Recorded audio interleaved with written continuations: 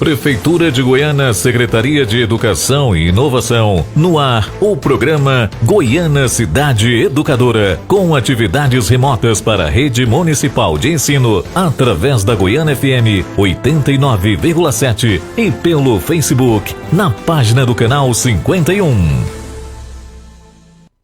Olá, sou a professora Ângela Bandeira e a nossa aula já vai começar.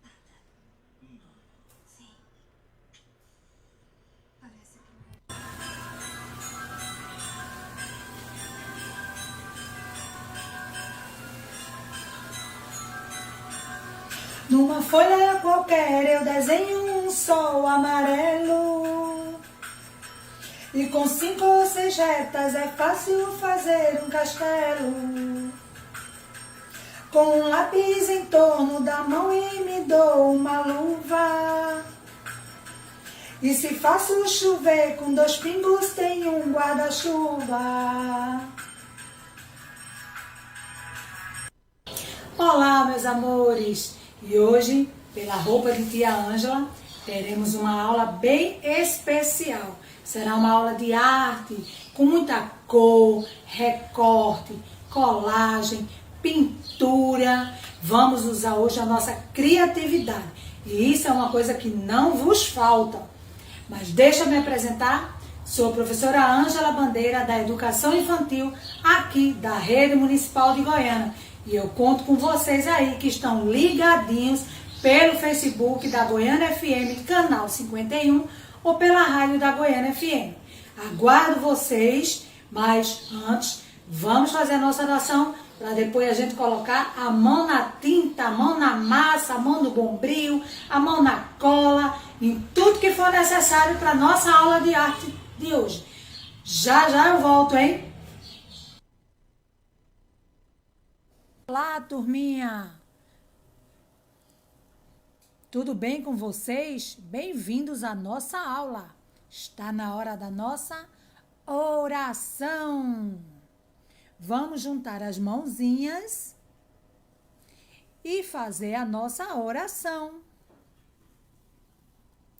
Meu anjinho, meu amiguinho, me leve sempre ao bom caminho. Ó Jesus, me abençoe. Amém! Já fizemos a nossa oração e agora está na hora da nossa primeira atividade de arte. Então é o nosso primeiro desafio. E lembrando, faz o desafio e manda para a sua professora. Nossa primeira atividade nós vamos usar o bombril. Então preste atenção, se liga aí nos materiais que são muito simples e vamos lá para a nossa primeira aula. Olá, meus amores, vamos à nossa arte. Vamos precisar de uma folha branca, um bombril, tesoura, uma folha de revista bem colorida. Nós vamos fazer um desenho. Eu vou fazer um desenho nessa folha aí de coração. Mas você pode fazer outro desenho. Você pode, por exemplo, fazer esse bonequinho aí, certo? Quem souber fazer desse bonequinho, pode fazer. É bem simples ele. Ou então, nós podemos fazer uma estrela, qualquer outro desenho. Mas eu escolhi fazer um coração. Vamos lá? Você pega aí a folhinha. Quanto mais colorida, melhor. Aí você vai utilizar o bombril para fazer o desenho em volta do coração, ok? Você dobra a folhinha, aí faz um coração, recortando a forma de um coração. Olha que legal, bem recortadinho, fazendo o desenho de um coração. Olha a mágica, tcharam! E agora a gente vai usar o bombril do lado colorido. Olha a folhinha aí, como eu disse, quanto mais colorido, melhor. Você bota em cima da folha branca, certo? Pega o bombril, segura bem forte a folha e vai passando o bombril, que é para puxar a tinta da folhinha para a sua folha branca. vai fazer uma mágica aí. Vocês vão ver que legal ela vai ficar. Segura bem forte para não sair do lugar, hein? E vai raspando com o bombril colorido da folha. Olha só que legal tá ficando. O que será que vai acontecer quando eu tirar esse coração daí? Olha, tcharam! Ficou lindo, hein? Vamos fazer outro coração do mesmo jeitinho. Vai raspando aí o colorido para a folha branca com o bombril. E você também pode fazer o seu nome dentro do coração, o nome do seu papai ou da sua mamãe, para dar de presente para eles. Vai ficar maravilhoso. E então, estão fazendo os desafios, estão pintando, estão recortando, muito bem. Fizer, se lembre, manda para sua professora. Vamos para a nossa segunda atividade. E a gente vai usar rolinho de papel higiênico, tesoura, tinta e uma folhinha branca. Material bem fácil. Se liga aí, vamos lá? Faz bem bonito, faz com amor que sai tudo bonito. Vamos lá, galerinha? Olha os materiais. Rolinho de papel higiênico, uma folha, tesoura e tinta. Nós vamos cortar os rolinhos do papel higiênico no meio, ok? Bem bonitinho, bem direitinho.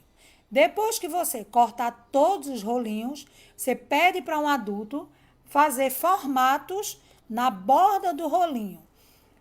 Pode ver um meu oval, esse é quadrado. Uma gotinha d'água, olha, parece um pingo d'água. Vamos fazer agora um coração.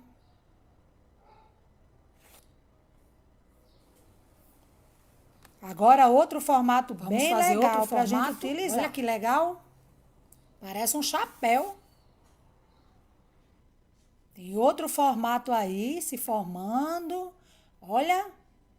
Feito uma estrela, né? Parece uma estrela. E esse daí a gente vai precisar recortar. Você desenha um monte de sobe e desce, de tracinho, sobe e desce. E recorta com a tesoura. Ele vai virar o sol. Ó, virou o sol aí, ó. Dobra as bordinhas e virou um sol. Agora a gente vai pegar a tinta, derramar numa superfície e vai formando os carimbos. E vai fazendo numa folhinha os carimbos. Olha quantos carimbos. Você pode ir formando paisagens que vai ficar bem legal. Quanto mais carimbo você botar, mais criatividade você vai usando. E olha quanta criatividade. Gente, muito bom. Faz aí e manda para sua professora. Espero que vocês tenham gostado da nossa aula de hoje, tenham feito os desafios, entendido a aula, visto como é importante usar a nossa criatividade. E quando a gente quer, a gente pode produzir muita coisa. A gente pode pintar, desenhar, colorir, cortar, picotar, colar, amassar, fazer o que a gente quiser. Vamos usar a nossa imaginação. Mas se tia Ângela for fazer todas as atividades de arte, a gente vai passar o dia todo aqui. Mas é muito legal, né? Então, façam as atividades, participem, manda para sua professora e se precisar sair, usa máscara, se protege, usa álcool em gel, não fica no meio de aglomeração, certo? Então, beijo no coração de vocês, fiquem com Deus. Mas vamos cantar de novo. Numa folha qualquer eu desenho um navio de partida, com alguns bons amigos bebendo de bem com a vida. De uma América a outra consigo passar no segundo. Giro um simples compasso e no círculo eu faço o mundo. Se Deus quiser, meus amores, amanhã nós voltamos.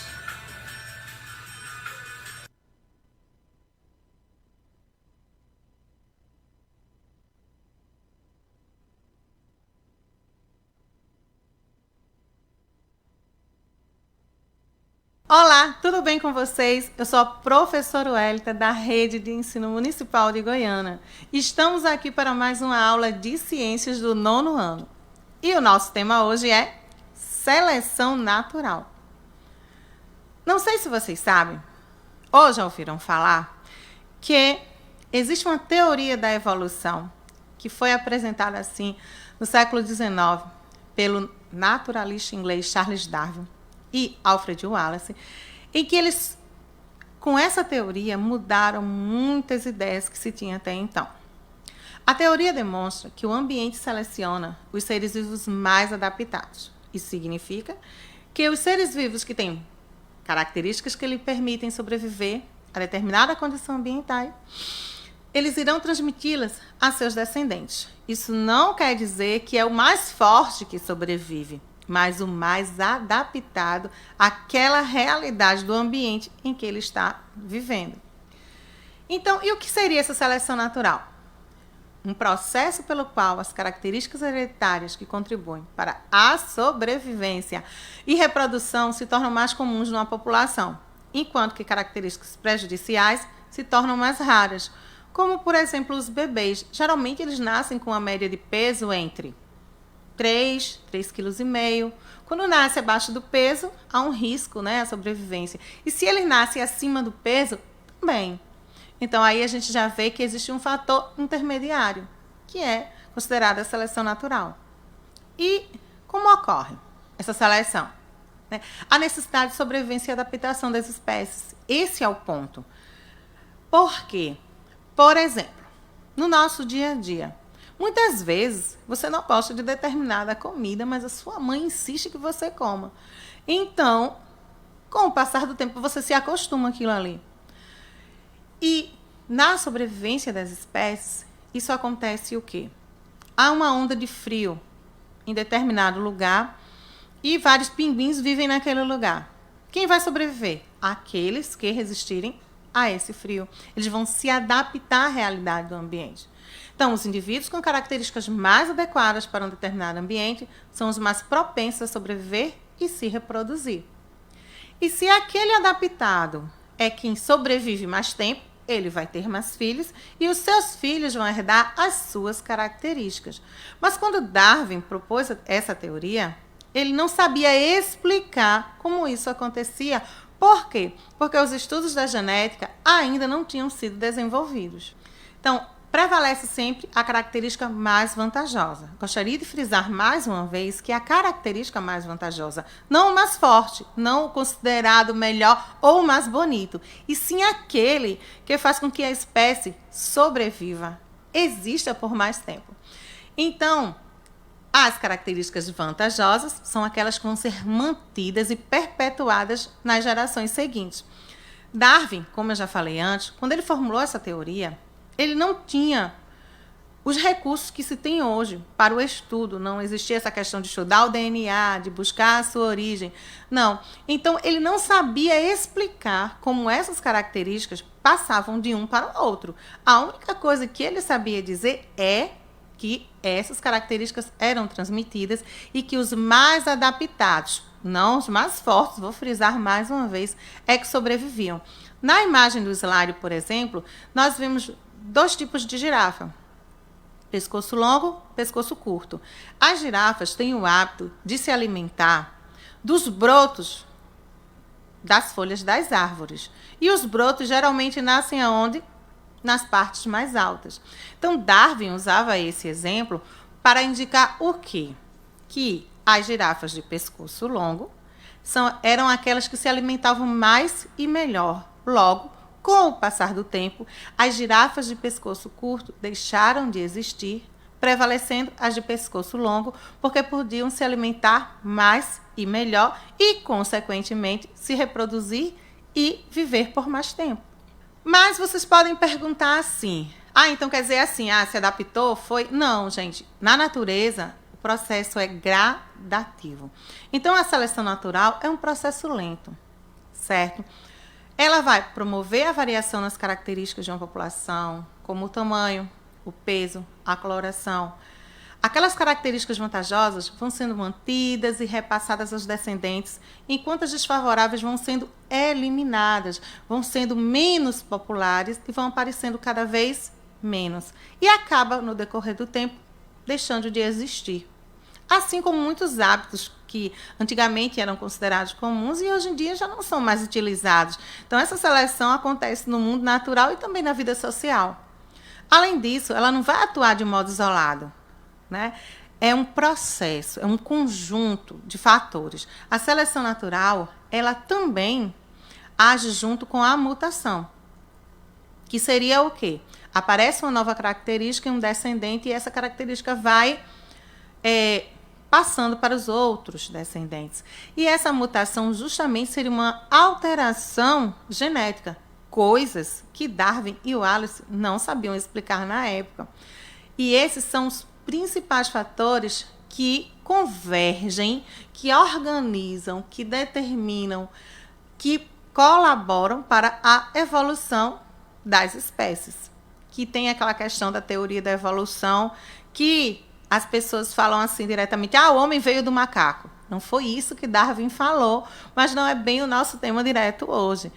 Apenas o que Darwin afirmou é que todos os seres vivos têm um ancestral em comum e nós, seres humanos, temos, assim, uma proximidade maior com os primatas. Daí a ideia de que o homem veio do macaco, que não foi bem isso que ele disse e não é bem isso que aconteceu. Existem 3 tipos básicos de seleção natural: direcional, estabilizadora e disruptiva. A direcional, ela já está dando assim uma ideia. Determinado fenótipo extremo, ele vai ser escolhido.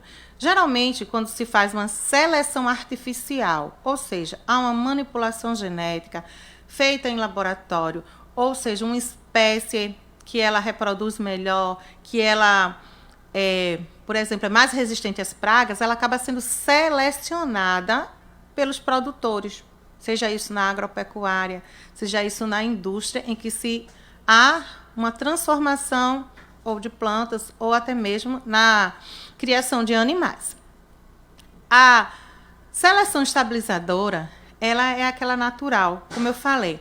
Os indivíduos que têm o intermediário na questão do peso dos bebês, por exemplo. Há uma média de peso nos bebês que nascem no Brasil, que geralmente vai entre 2,900 a 3,5 kg. Quem nasce abaixo disso, quem nasce bem acima, ele está ali nos extremos. Mas a média vai ser sempre aquela. Por exemplo, a altura da mulher brasileira gira em torno de 1,60 m. Eu, por exemplo, tenho apenas 1,63 m. Então, o brasileiro não é muito alto nem muito baixo. Mas a questão também do tamanho do pé, se você for olhar, a maioria dos nossos adolescentes hoje, quando já com 10, 11 anos, já estão calçando mais que 40. Então, isso aí justamente é uma seleção estabilizadora. Já a disruptiva é aquela em que as características consideradas menos comuns são as que prevalecem. E os intermediários são aqueles que serão eliminados, certo? Os considerados mais diferentes. Às vezes pode-se citar, por exemplo, na questão da pelagem dos pássaros. Os machos sempre são coloridos e as fêmeas todas de uma cor. Mas existem também machos que não são muito coloridos, mas com o passar do tempo, os coloridos vão sendo escolhidos. Por quê? Chamam mais a atenção das fêmeas. E acaba se assentando a realidade. Os machos bem diferentes das fêmeas, devido justamente a essa questão da seleção natural. Um exemplo muito clássico de seleção natural no nosso dia a dia é a resistência a antibióticos ou a inseticidas. Por exemplo, a resistência de bactérias a antibióticos. Muitas vezes você tem uma crise de garganta, foi uma infecção causada por bactéria.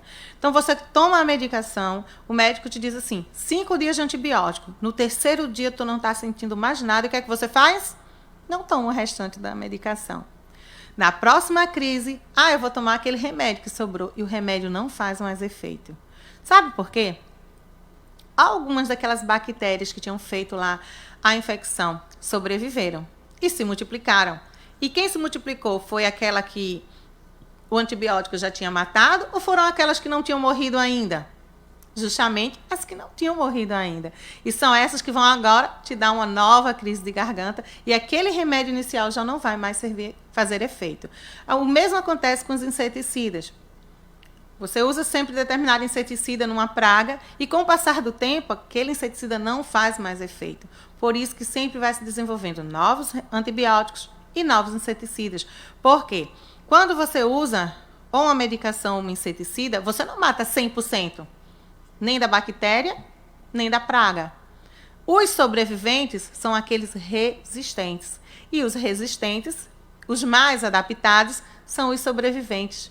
E os seus descendentes também vão ser resistentes a determinada substância que matou parte da sua geração. Logo, há aí um exemplo cotidiano da seleção natural. Quando a gente escuta essas terminologias da ciência, da biologia, acha que são temas muito distantes. Porque Charles Darwin, porque o pesquisador, porque o cientista. Quando, na verdade, a ciência ela faz parte do nosso dia a dia. A seleção natural, ela é feita constantemente, gradativamente nas nossas escolhas e também na forma como o mundo vai se adaptando à realidade. Vocês já viram que nasce plantas no lixão?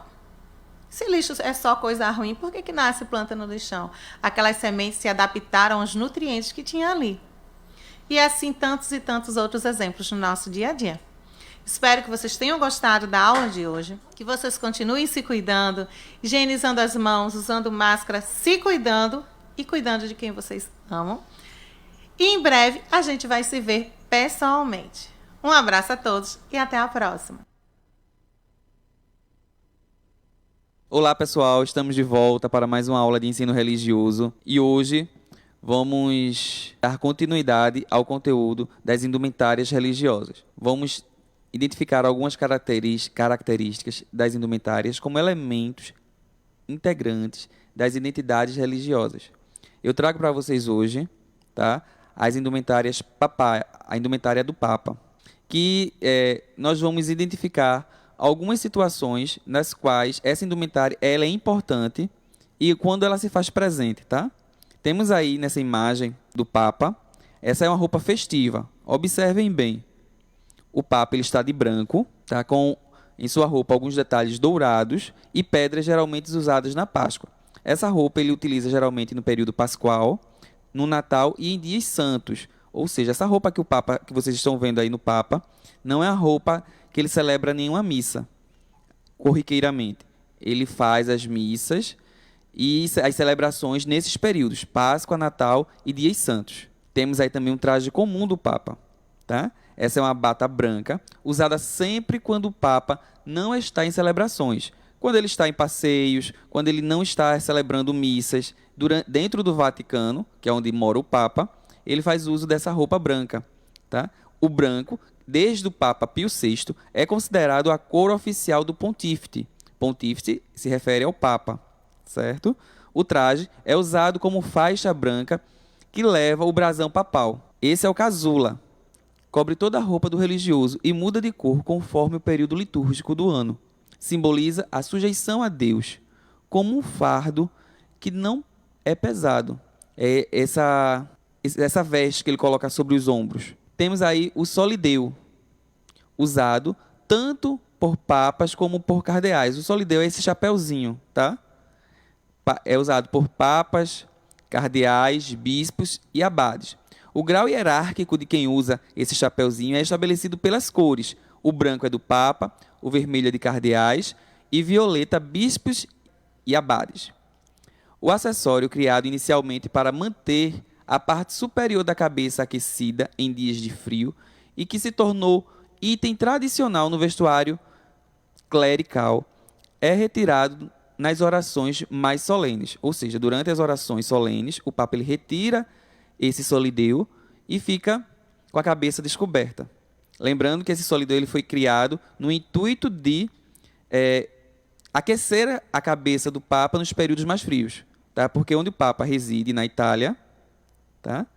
É frio, tem períodos frios. Então, ele foi criado mais com o intuito de esquentar. E também é usado por cardeais, bispos e abades. Agora eu trago para vocês as indumentárias do Umbanda. tá? Verifiquem aí a imagem. A imagem é um vestido todo em branco, tá? E tem um significado. A roupa só pode ser usada na gira. Gira é a cerimônia realizada dentro do Umbanda, tá? Os trajes utilizados nos trabalhos mediúnicos não podem ser utilizados em outras ocasiões. A roupa branca, o pano da cabeça e qualquer outra indumentária utilizada pelo médium não pode ser utilizado no seu dia a dia. Ou seja, essas roupas, assim como as do Papa, não podem ser usadas corriqueiramente no dia a dia. A limpeza é fundamental. A roupa do médium é branca como símbolo de pureza e limpeza, assim como a do Papa. Vocês lembram que eu falei há pouco? A roupa do Papa ela também é branca porque tem um sentido. Assim, a roupa no Umbanda branca, a cor branca, é para trazer uma pureza e leveza. O traje precisa ser limpo e higienizado toda vez depois de usar. Não é aconselhável utilizar um traje usado em uma outra gira antes e sem passar pela lavagem, porque eles acreditam que quando se lava a indumentária, se purifica, tira todas as impurezas, toda a energia negativa que ela pode estar sobre ela. Temos aí todas as cores em uma só. A roupa mediúnica é branca, pois além de ser uma cor oficial da Umbanda, essa é a cor que resulta da união de todas as cores. Quando a gente faz um catavento colorido, que ele começa a girar e toma uma velocidade maior, todas aquelas cores que compõem o catavento fica branco. Assim também como nós podemos perceber isso no prisma. O prisma ele é branco, quando a luz do sol bate nele, ele espelha todas as cores. A importância do torso e do fila. Torso e fila também é o nome dado a esse chapéu utilizado pelo Umbanda, tá? É um item de função de proteger a cabeça, também chamado de coroa ou ori. Do médium, a coroa é o ponto de contato entre o mundo espiritual e o mundo físico. É através dela que o médium recebe energia astral para emanar aos seus consulentes. E agora nós vamos fazer uma atividade. Agora que conhecemos um pouco mais da indumentária do Papa e do Umbanda, responda. O que simboliza o casula da indumentária do Papa? Vamos pensar, pensem e respondam aí no caderno de vocês. E depois, vocês vão fazer qual a função do torso e do fila para a religião Umbanda, certo? Vou esperar vocês responderem e encontro vocês na nossa próxima aula de ensino religioso. Até lá! Olá, pessoal!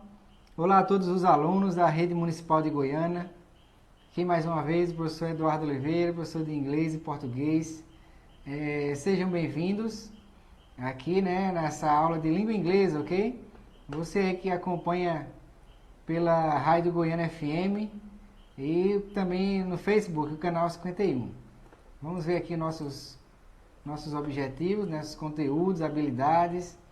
Então, vamos estudar hoje o passado simples e o passado contínuo, tá certo? Nas aulas passadas nós vimos o presente, o presente simples, o presente contínuo dos verbos. Então, vamos continuar o nosso estudo dos verbos. Agora, vamos estudar o passado, ok? Vamos ver também alguns advérbios de tempo, de lugar, de modo, tá certo? Conjunções e preposições de lugar e de tempo. Dentro do assunto, eu vou mostrando a vocês essas conjunções, essas preposições, ok? Mas nosso assunto principal é verbo, ok?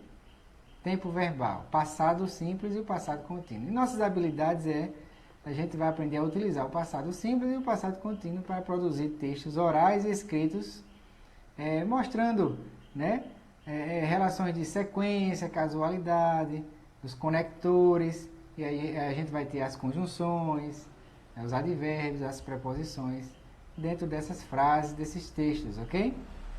Então vamos lá, vamos ver o que é o past simple, ok? Passado simples. Vamos começar com o verbo to be. Todo mundo sabe que o verbo to be em inglês, no presente, a gente tem 3 verbos. Am, is, are, ok? Que é no presente. O passado desses 3 verbos só são 2. O was e o were. esse que vocês estão vendo aí na tela, tá certo? Was e were, na afirmativa e negativa a gente vai ver. Então, was e were são o passado do verbo to be. Então, usamos o was e o were para falar de passado, certo? E esses dois verbos são muito usados com as expressões que a gente chama também de advérbios de tempo, ok? Olha aí eles aparecendo aí, tá certo? São eles, yesterday, que significa ontem, yesterday morning, ontem de manhã, yesterday afternoon, ontem à tarde, yesterday evening, ontem à noite, last night, noite passada. Essas palavrinhas que vocês encontram nas frases, nos textos, yesterday, last, ok? Tudo isso significa expressões e advérbios de tempo, no passado, tá certo?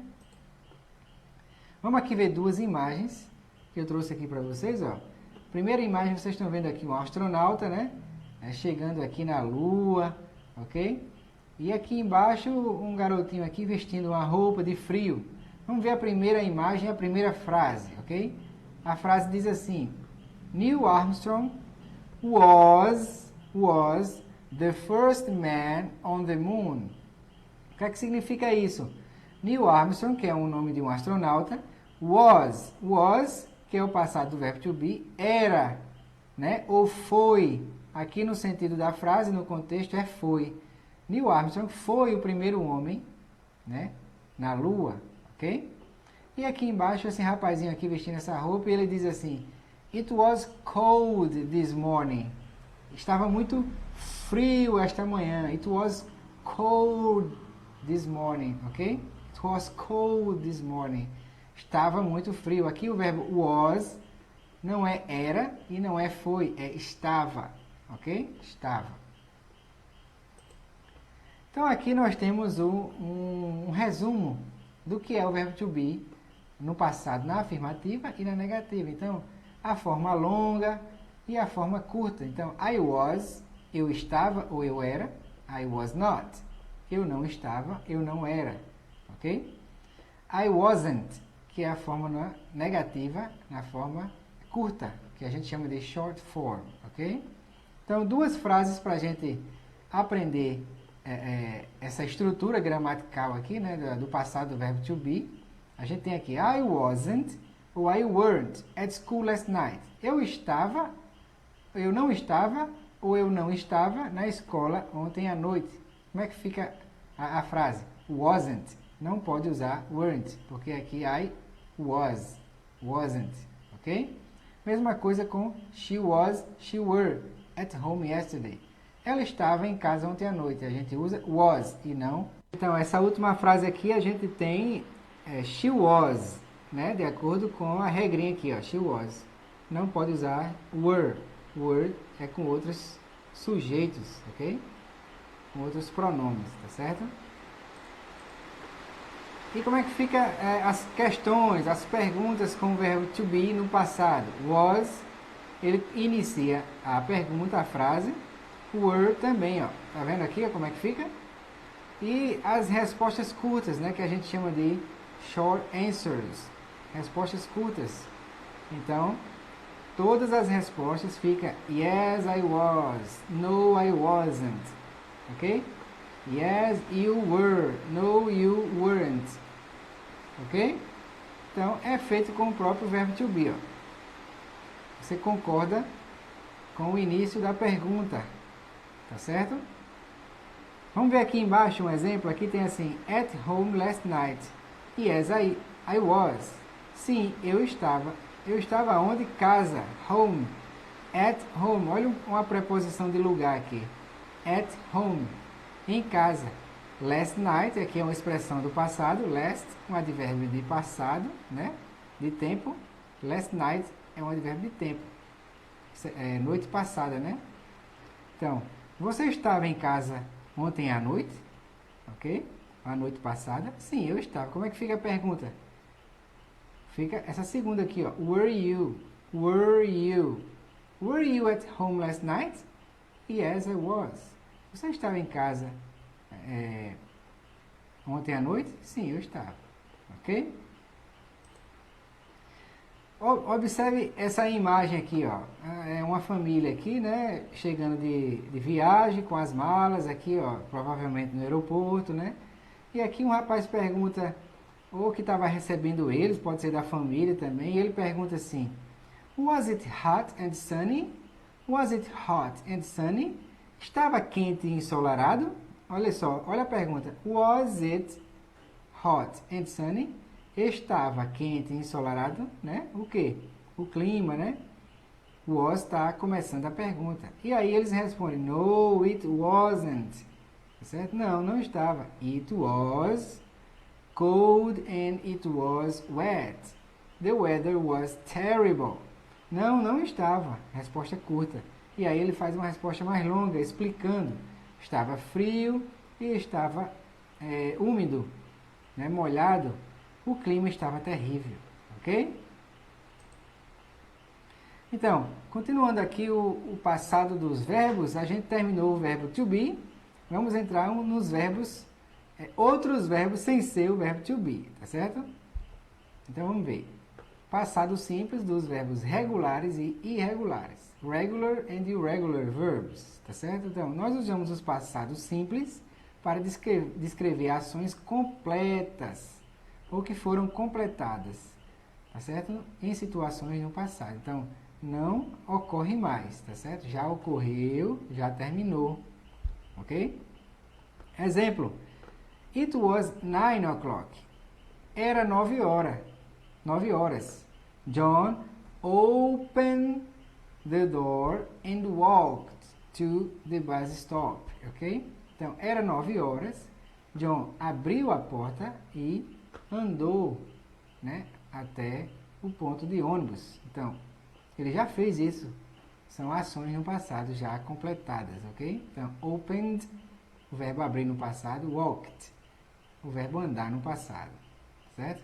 Outra frase: Last night I finished my homework and I watched TV, né?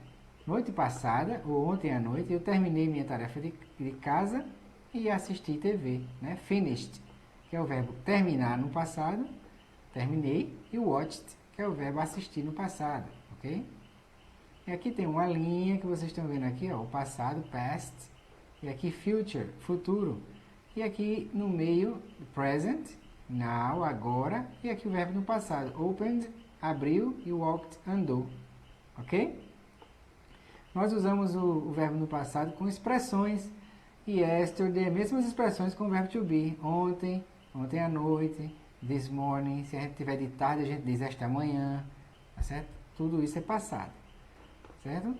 Menos com o verbo to be, a gente usa o ed no final dos verbos, sem ser com o verbo to be, mas com os outros verbos, tá certo? Então, como a gente iniciou aqui falando que tem verbos no passado regulares e irregulares, então, os verbos regulares, a gente usa a palavrinha, né, as letrinhas ed no final, em todos os verbos, com todas as pessoas, exceto, menos, com o verbo to be, que a gente viu antes. Esse não tem nada a ver com esses outros verbos aqui, tá certo? Então, qualquer verbo regular, no final, vai ganhar as duas letrinhas ed para fazer o passado. Qualquer verbo regular, ok? Vamos ver alguns exemplos aqui. Aqui você vê a imagem, né, de um rapaz que foi para a França visitar Paris, e ele está conversando com aqui, ó, a amiguinha dele. Ele diz assim: We went to France last month. We stayed in Paris. I climbed the Eiffel Tower and I took a lot of photos. It was great, ok? O que é que ele disse aqui? Ele diz: nós fomos, went, a gente já sabe que aqui é um verbo no passado irregular, não termina com ed. Nós fomos para a França mês passado. We stayed, nós ficamos em Paris, olha só. Stayed termina com ed, então aqui o verbo regular, ok? Climbed, eu subi na Torre Eiffel, né? Eiffel Tower, climbed termina com ed, verbo regular. Took, eu tirei muitas fotos. I took. Took não é verbo regular, é verbo irregular, não termina com ed. It was great. It was great. Foi ótimo. Was é verbo to be. A gente já viu que é o passado, ok? Do verbo to be. Tá certo? Aqui mais dois exemplos. Aqui a garotinha diz assim: Last Sunday, né? Domingo passado, I tidied my room, cleaned the house, cooked the meal and washed the dishes. Então ela diz assim: domingo passado, né? Eu limpei meu quarto, limpei a casa, cozinhei uma refeição, eu fiz uma refeição e lavei a louça, ok? Todos os verbos estão no passado regular aqui, ó. Tidied, cleaned, ok? Cooked, ED, e washed, ED, tá certo? E aqui o rapazinho aqui, ó, ele vai dizer assim, last Sunday, ele vai dizer, domingo passado, né? O que foi que ele fez domingo passado? I visited my aunt, eu visitei minha tia, visited, ao ED, verbo regular. Helped my mom, ajudei minha mãe. Phoned my grandma, liguei para minha avó. And posted some letters, e postei algumas cartas. Todos os verbos aqui são regulares, ok? Terminam com ED. E os verbos regulares? Aqui mais uma imagem para a gente terminar. Last Sunday, domingo passado, esse rapazinho fez o quê? I stayed in bed, watched TV, listened to music and played computer games. Então ele diz, eu fiquei em casa, stayed, watched TV, assisti TV, listened to music, né? Ouvi música, played computer games, e joguei jogos no computador. Todos os verbos estão com ED no final. Então, qual é a forma do passado? É o verbo, que é a base, né? A forma base, mais o ED. E a negativa? É o didn't, mais o verbo na forma base, na forma normal, sem o ED. O ED é só na forma afirmativa, ok? E o que é isso aqui? ED sounds, ED sounds, ok? O que é isso? É os sons do ED. Tem 3 sons. O primeiro é o som do T, o segundo é um som de D, e o terceiro é um som de ID, id. Então fica T, D e id, ok? Quando é que eu tenho esses 3 sons diferentes? Quando? Quando o final do verbo sem o ED, quando eu pronuncio sem o ED, eu tenho o som de T, não vibra sua corda vocal. Por exemplo, jump. Ok? O P no final não vibra a corda vocal. Então, o ED no final vai ser som de T. Jumped. Mesma coisa com washed, looked, danced. Ok? E o som de D, quando vibra a corda vocal, você pronuncia sem o ED. Play. Play vibra a corda vocal. Play. Tá vibrando aqui, ó. Bota o dedinho aqui que você vai sentir.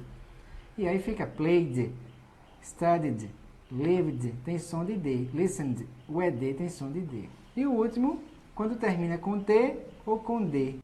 Então você me pergunta, professor, como é que eu faço uma pergunta, né, usando os verbos no passado? Então, para fazer pergunta, simplesmente você coloca essa palavrinha did no começo da frase para fazer a interrogação, ok? E a resposta vai ser sempre uma resposta curta, tá certo? Não precisa ser longa, só concordando com a pergunta.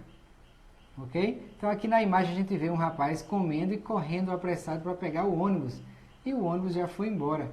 E eu faço a pergunta, did he catch the bus? Did he catch the bus? Ele pegou o ônibus e você responde, no, he didn't. Ele não pegou. Tá certo? Então serve para qualquer pergunta. Você vai mudar o verbo, mudar as pessoas aí na pergunta, os pronomes. Ok? Aqui está a estrutura dos verbos irregulares no passado. Lembre, verbo regular você usa todos com ED no final. Verbos irregulares são totalmente diferentes no passado, tá certo? Aqui está a base forma, a forma base, né, que é no presente.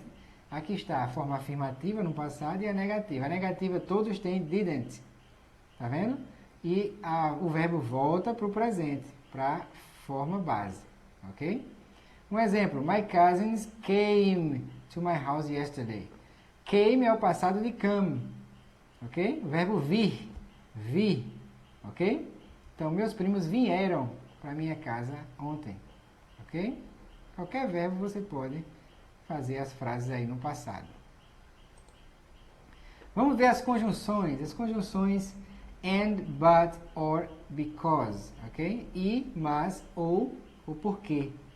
Vamos lá, aqui tem uma imagem de dois amiguinhos tomando sorvete, comendo pizza, e eles dizem assim: We had pizza and ice cream. And, nós comemos pizza e tomamos sorvete. Então, uma ação e outra ação, tá certo? Uma ação liga a outra para complementar, para adicionar. E, aqui embaixo, We went to Egypt, but we didn't see the pyramids. Aqui dois amiguinhos visitando o Egito, né? Aqui na imagem. E eles dizem assim: nós fomos para o Egito, né? Mas não vimos as pirâmides. But liga duas frases, duas orações, mas duas ações diferentes, ok? Uma da outra. Aqui, ó, essa imagem aqui, ó, essa garotinha aqui, ó, ela sonhando que é um policial ou uma professora. E diz assim: Jess wants to be a police officer or a teacher. Jess quer ser uma policial ou uma professora. Aqui liga duas frases e a possibilidade de ser duas coisas diferentes. E a última, o rapazinho abre a porta aqui da casa e vê a chuva, né? E diz assim: You need an umbrella because it's raining. Então, ele abre a porta para outra pessoa passar, a outra pessoa sai na chuva e ele diz assim: você precisa de um guarda-chuva porque está chovendo. Because it's raining, ok? Vamos completar um texto para a gente fechar a nossa aula de hoje, né? Usando essas 4 conjunções. Vamos lá. Aqui tem um e-mail, é um gênero textual, né? E-mail. Uma carta, né, online, né? Aquelas cartas eletrônicas que hoje a gente chama de e-mail. Então, Jackie escreve para Kathy, ok? Ela diz assim: Hi Kathy, how are you? Como vai você? Né? I'm writing because I know it's your birthday tomorrow. Eu estou escrevendo porque eu sei que é seu aniversário amanhã. Because, por quê, né? Por que ela está escrevendo? Qual é o motivo? Because, ok? Sam and I, and Sam e eu, have got a present for you. Nós temos um presente para vocês. Sam e eu, ok? It's only small, but it's nice. É um pouco pequeno, mas é legal. But, ok? Can we come to your house in the morning or in the afternoon? Or, podemos ir para sua casa de manhã ou de tarde, ok? I must go now because mom is calling me. Eu preciso ir agora because, porque minha mãe está me ligando. It's dinner time and the food's on the table. É hora do jantar and e a comida está na mesa, ok? Please email or text soon. Love, Jackie. Por favor, manda um e-mail ou uma mensagem de texto em breve. Com amor, Jackie. Então, a gente completou o e-mail com as conjunções, tá certo? Espero que vocês tenham entendido, compreendido. Aqui está a referência. Se protejam aí com os protocolos de segurança.